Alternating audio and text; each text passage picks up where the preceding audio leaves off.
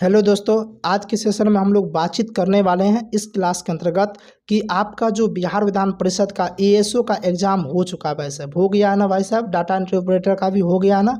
बहुत अच्छी वाली बात, उम्मीद करते हैं आप लोग का एग्ज़ाम अच्छा गया होगा। तो आज के सेशन में हम लोग बातचीत करने वाले उसका डिस्कशन के बारे में, क्योंकि आप लोगों ने क्वेश्चन सेंड कर दिए पूरे ग्रुप में। क्वेश्चन आ चुका है हुए एकदम ओरिजिनल क्वेश्चन। तो ओरिजिनल क्वेश्चन का जो है अच्छे तरीके से हम लोग डिस्कशन देखने वाले हैं। और इस क्लास में हम आपको ये भी बताएंगे कि आपका जो है ना कितना मेरे पीडीएफ से मेरे पढ़ाया हुआ क्वेश्चन आया है, हूबहू आया है कि कैसे आया है, क्वेश्चन लड़ा है कि नहीं लड़ा है। क्योंकि आप लोगों में से कई सारे स्टूडेंट हम लोग से जुड़े हुए थे, चाहे यूट्यूब के माध्यम से या फिर प्लेटफॉर्म शिक्षा पथ के माध्यम से। तो किसी भी प्लेटफॉर्म से अगर जुड़े हुए थे तो आपको हम साबित करने वाले हैं कि शिक्षा पथ आपके लिए सही मायने में सही है या फिर गलत है, कि आपको जो पढ़ाया गया आया है क्वेश्चन कि नहीं आया। तो मैं तो अभी मोरिया सर है, तो मैं आपको सिर्फ और सिर्फ जीके के बारे में बता सकते हैं, क्योंकि जीके में पढ़ाता हूं। तो जीके के बारे में A to Z हम बताने वाले हैं, कौन सा क्वेश्चन आया है कि नहीं आया। साथ ही सबका डिस्कशन A to Z सही मायने में आपको करने वाले हैं। लेकिन इसके लिए आपको थोड़ा सा धैर्य रखना पड़ जाएगा। धैर्य क्या रखना पड़ जाएगा भाई साहब, कि इसका जो है ना सिर्फ और सिर्फ जीके का डिस्कशन देखने से कोई बेनिफिट नहीं मिलेगा।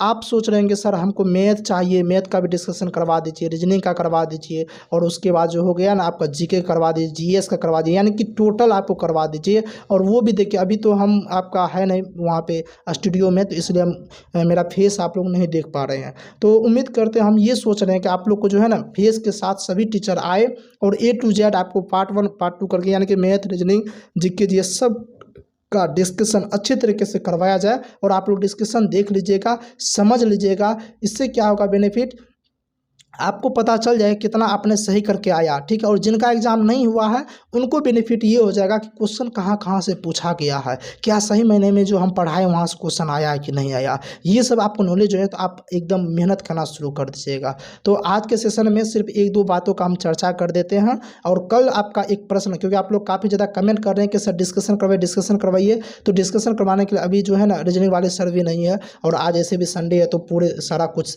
बंद रहता, ऑफिस वगैरह सब, तो इसलिए कोई है भी नहीं। तो वही कारण से हम कल जो है एकदम से कल जो है हम आपको डिस्कशन करवा देंगे एकदम मंडे को जो है सभी विषय का आपका डिस्कशन हो जाए एकदम वो प्लेटफॉर्म पे, ठीक है। एकदम अच्छे तरीके से हो जाएगा, और वो भी डिस्प्ले पे एकदम फेस के साथ मिलते हैं कल वाले क्लास में। लेकिन हाँ, अब रही बात आप लोग के मन में थोड़ा सा जो है डाउट आ रहा है कि सर क्वेश्चन आया कि नहीं, तो एक दो क्वेश्चन हम आपको इस वीडियो में दिखा देते हैं। बाद बाकी हम कल दिखाएंगे और डिस्कशन करवाएंगे। देखिए, पहला क्वेश्चन पूछा गया था, आरंभिक वैदिक साहित्य में सर्वाधिक वर्णित नदी कौन सा है। तो देखिए, सबसे ज़्यादा वर्णन कौन सा नदी का किया गया था। तो इसका राइट आंसर देखिए हम नहीं बताएंगे, इसका राइट आंसर आप ही मेरे पीडीएफ से जो है ना बताइएगा, जो पीडीएफ आपको दिया गया था। आप यहाँ पे देख सकते हैं कि अगर भाई साहब यहाँ पे जो है ना आपको जो पीडीएफ दिया गया था, जो भी पीडीएफ परचेज किए होंगे, जो भी पीडीएफ पढ़े होंगे, आपको देख लीजिए ये पीडीएफ दिया गया था कैसे सारे स्टूडेंट को, ऋग्वेद में कितना ये सारा कुछ। यहाँ देखिए डिस्कशन के दौरान मैंने आपको बताया था कि सबसे अधिक बार सिंधु नदी वर्णित है, सबसे अधिक बार कौन सा, सिंधु नदी वर्णित है। और इस डिस्कशन को आप लोग बढ़िया से पढ़े होंगे तो आपका आज क्वेश्चन बन गया। अब कहिए यहाँ ऋग्वेद है और वहाँ बोला जा रहा है कि भाई साहब प्रारंभिक, यहाँ पे बोला जा रहा है, क्या बोला जा रहा है, प्रारंभिक वैदिक साहित्य बोला जा रहा है। तो देखिए आपको बता दें कि वैदिक साहित्य दो भाग में था ना, ऋग्वेद था और उत्तर वैदिक था। तो प्रारंभिक यानी कि आरंभिक पहला वाला को ऋग्वेद ही बोलते थे, थोड़ा सा वर्ड चेंज किया तो आप एकदम से जो है ना ये हो गया कि क्वेश्चन आया है नहीं, ये तो गलत बात है, सिंधु हो जाएगा। थोड़ा आपको समझना चाहिए, ऑप्शन ए राइट आंसर। देखिए थोड़ा बहुत क्वेश्चन को घुमाएगा, अगर क्वेश्चन नहीं घुमाया रहता तो वो तो बदनाम होता, बदनाम होता है कि नहीं होता, हो जाएगा, बदनाम हो जाएगा इस टाइप का। आप देखिए प्राचीन भारत में देखिए निम्नलिखित में से कौन सी एक लिपि दाईं ओर से बाईं ओर लिखी जाती थी। ये क्वेश्चन हूबहू मेरे पीडीएफ में नहीं है और नहीं मैं हूबहू आपको पढ़ाया हूँ। लेकिन आप देख लीजिए कि आप खुद आंसर बता दीजिएगा, मेरे पीडीएफ को आप देख के खुद आंसर बता दीजिएगा। तो यहाँ पे आप देख लीजिए, यहाँ पे क्या दिया गया, एक बार 1 मिनट थोड़ा सा वेट कर लीजिए थोड़ा सा। यहाँ पे जो है, हाँ यहाँ पे देखिए मैंने यहाँ पे जो है ना डिस्कशन, ये क्वेश्चन दिया गया था और क्वेश्चन का डिस्कशन कराने के दौरान ये बताया था कि ब्राह्मी लिपि बाएं से दाईं ओर लिखी जाती है, और ब्राह्मी लिपि यानी इसी लिपि का, यानी कि ब्राह्मी लिपि का आधुनिक रूप देवनागरी लिपि है। तो इससे क्या समझिए, देवनागरी लिपि और ब्राह्मी लिपि बाएं से दाईं ओर लिखी जाती है। और ये भारत का इतिहास वाला पीडीएफ है। और इसी का थोड़ा ऊपर में जाइएगा तो शारदा लिपि के बारे में भी हम बता चुके हैं, वो जो है ना इससे ऊपर वाले में है। तो आप यहाँ से ऑप्शन तो छांट सकते थे ना, कि ब्राह्मी तो बाएं से दाएं लिखा था, देवनागरी बाएं से दाएं लिखा था, शारदा के बारे में बताइए दिए थे। तो आपका बच जाता कि ये दाएं से बाएं पूछा तो ऑप्शन के अकॉर्डिंग आप Kharosthi option D right answer कर सकते थे। तो इस अनुसार से भी आप छाड़ सकते हैं। देखिए वो डायरेक्ट क्वेश्चन नहीं आता, डायरेक्ट क्वेश्चन कैसे आ जाएगा आप खुद सोचिए ना, कि अगर हम आपको बोल देंगे कि आज आपका शादी होने वाला है, यही बात को आप खुद ऐसे थोड़े बोलेगा, आप अपना भाषा में बोलिएगा।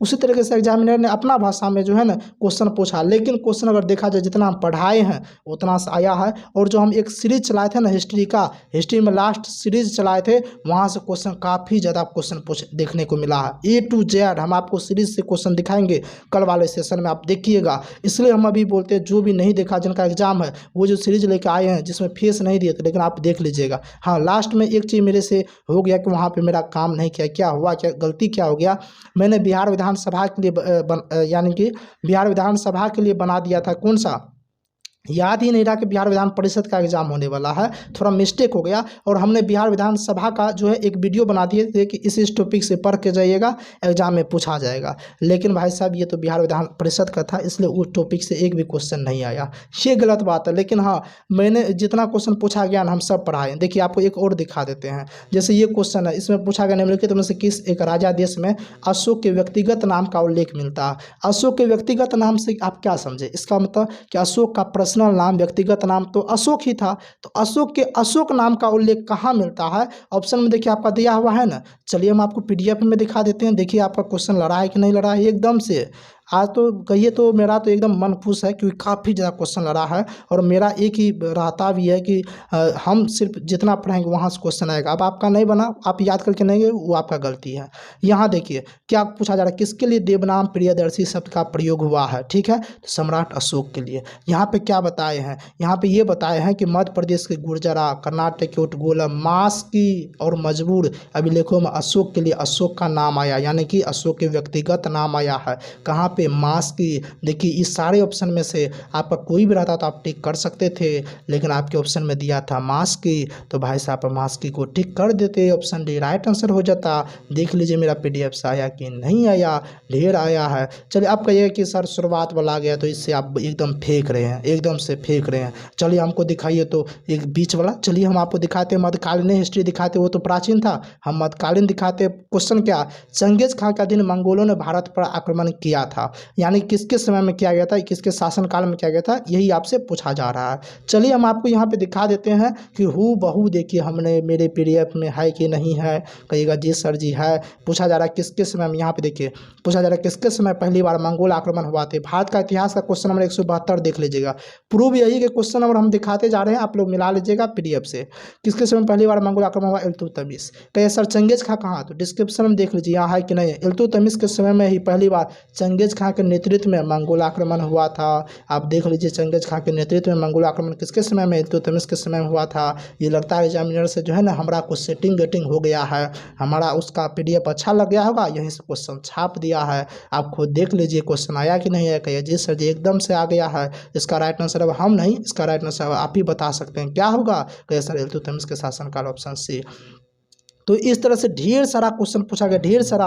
आप लोग ये मत समझिए, देखिए यही तो एकदम से हूबहू आपको दिखा देंगे। हम सीरीज जो चलाए थे ना भाई साहब, सीरीज जो चलाए थे ना हिस्ट्री का, उस सीरीज में देखिए हूबहू ऑप्शन के साथ मैच किया हुआ है। ठगों के दमन में निम्नलिखित में कौन सा संबंध है। चलिए हम आपको ऑप्शन के साथ अभी दिखा देते हैं, अभी आपको हम दिखा देते हैं। विश्वास नहीं है ना, तो विश्वास बना लीजिए भाई साहब, विश्वास नहीं है तो विश्वास बना लीजिए। यहाँ पे देख लीजिए, यहाँ देख लीजिए ठगों का उन्मूलन किसके नेतृत्व में हुआ था।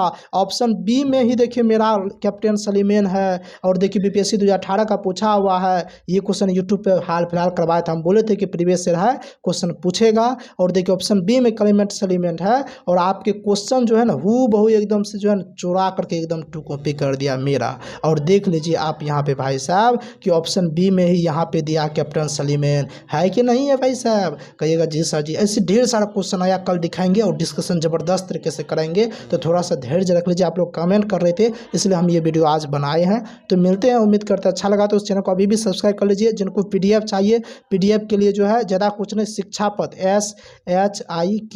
SHIKSHA शिक्षा पथ को एकदम से डाउनलोड कर लीजिए एकदम से हरियर मन से, और वहाँ पर जाके पीडीएफ एकदम से परचेज कर लीजिए, एकदम से आ जाए, एकदम टेंशन नहीं लीजिए, इसका एग्जाम आगे में है, ठीक है। या फिर एक हम नंबर दे रहे हैं, इससे कॉन्टैक्ट कर लीजिए 76 67 815049। इस नंबर से भी कॉन्टैक्ट करके आप ले सकते हैं। अगर आप ASB10 लिखिएगा कूपन कोड तो 10% का डिस्काउंट मिल जाएगा। मिलते हैं नेक्स्ट क्लास में, तब तक के लिए जय हिंद।